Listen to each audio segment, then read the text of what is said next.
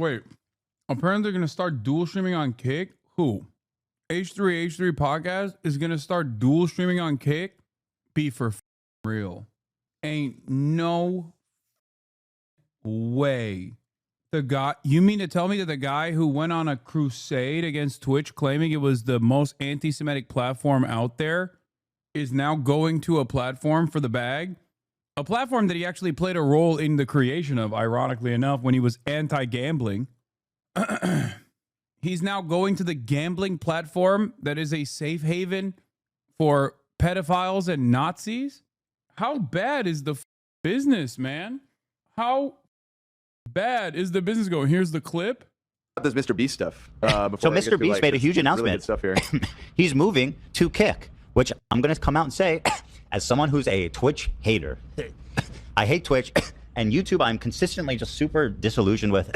They take 30% from my subscribers, from your guys' I think donations too, actually. Just everything, right? From everything, yeah. And we get zero support. I can't get a contact with their team. Like they care so little about us somehow, despite us being, one of the biggest live or podcasts on their channel. So I'm against YouTube in this way. I'm against Twitch. We need some meaningful competition. Yeah, Mr. Beast is like a pretty insane get for them. Like, it doesn't get much more mainstream than that. Right. He's YouTube's biggest channel. Like, for them to get the biggest talent on YouTube on their platform is really big for them. Yeah, it's big. And it's becoming more mainstream. Like, I'm starting to see clips and shows on there that do Kick shows where I'm like, this is like just normal content. Good. Yeah, this is like not people slamming slots for 15 hours. What the is going on? Bro, what? Is there anything that these dudes believe in? Anything at all? It's literally a platform designed to bring in more people to the online, unaccountable cryptocurrency casino. He did countless hours of on Kick. And that's before we even talk about like the explosive anti-Semitism. How bad is the Teddy Fresh sales that you're doing this? Jesus Christ, dude. God damn how hypocritical this is. Holy I mean, he's already gone along with the first principle of becoming a Kick streamer, which is to do an endless sequence of Hasan content. Might as well get paid for it, I guess. Or whatever. There's actually normal shows and normal stuff happening there now. And Mr. Beast being on there is a big difference. And I'll tell you guys, I've talked to Kick. We're thinking about multi-streaming. Not moving, nothing dramatic. Just broadcasting to Kick in addition to YouTube. It would change anything for you guys. It's simply a multi-streaming thing. Because I think this competition at this point, it's hard. You can't ignore it anymore because it's coming so big. And now with Mr. Beast there, it's a thing, right? And the competition is important. YouTube and Twitch suck. At live. YouTube at live. YouTube sucks at live. Their bot stuff is great. I feel like after all the drama with Twitch, I always appreciate YouTube. During the quote-unquote manufactured drama of Twitch being anti-Semitic, Ethan never actually turned the crosshair of criticism to YouTube, which still housed, at the time, millions of different anti-Semitic content creators. And now he's going directly to the heart of anti-Semitism, Kick. That is insane, dude. That's actually insane. So much. That's true. I think their live team, honestly, YouTube in general, their operation has always been very good. Yeah. I feel personally slighted. I feel like when it comes to live. Okay, I don't want to watch the rest of it. That is wild, dude. As an old viewer of Ethan, as a person with a lot of nervous tics, including coughing, he seems like he's going through a lot of stress. I do not share his views at a genocide, of course, but he needs to get out of the internet ASAP. Yeah, once again, all of this could have been avoided if he didn't choose to personally engage in career suicide by hitching his wagon to a apartheid state that he left during a genocide that he chose to actively defend by constantly calling out its critics, anti-Semitic, terrorists, and a number of different, like, incredibly violent right-wing things, while also claiming that he was a stalwart ally of Palestinians. Oh, my Lord.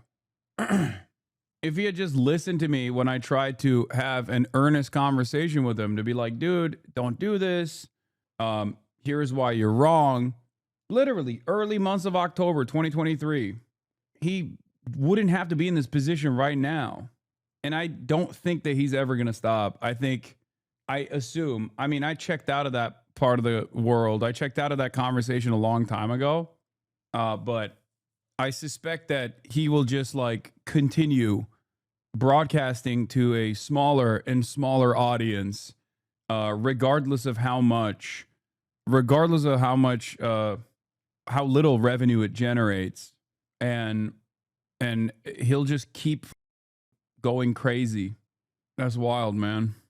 I don't think he also realizes that like a big part of I don't think he realizes that a big part of this, man, I don't even know what to say, honestly.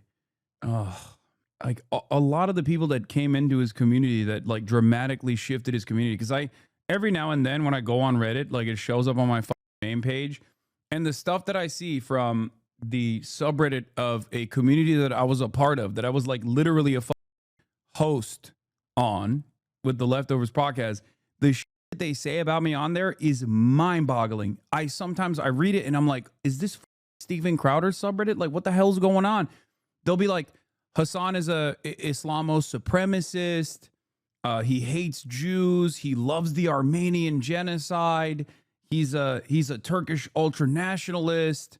It's like, it's shocking. It's lunatic behavior. And I'll see like people defending Destiny in the subreddit being like, no, Hasan received unsolicited news on a Snapchat. And that's somehow the same, if not worse, than what happened to Destiny, who was a real victim of this situation where he was like both non-consensually and consensually recording people that he was having sex with, and then unconsensually sharing it with random Discord neo-Nazi e-girls that he wanted to without telling anybody else that he was sharing this revenge porn material. That's actually the same, if not Hasan is worse, as a matter of fact. Like that's the type of that is the type of mental gymnastics you only engage in if you have a deliberate attempt to actively put down an enemy of Sex Pestiny while simultaneously bring up Sex Pestiny as a viable alternative, which only leads me to believe that the community is entirely changed, and all of those people are eventually going to leave Ethan's ass behind too. That he has he's pushed aside what made his community whole. He pushed aside every single person, every single actual fan, to farm a new audience that doesn't care about him at all. And he doesn't realize that he's a useful idiot, both for defending Israel's genocide after far after the average person who had any sort of loyalty to Israel would ever defend it. He said your dad negotiated with Hamas as well. What the? Oh, Jesus Christ. He's slowly transforming into a locale. I think he already is there. It's a sad state of affairs, man. I don't know.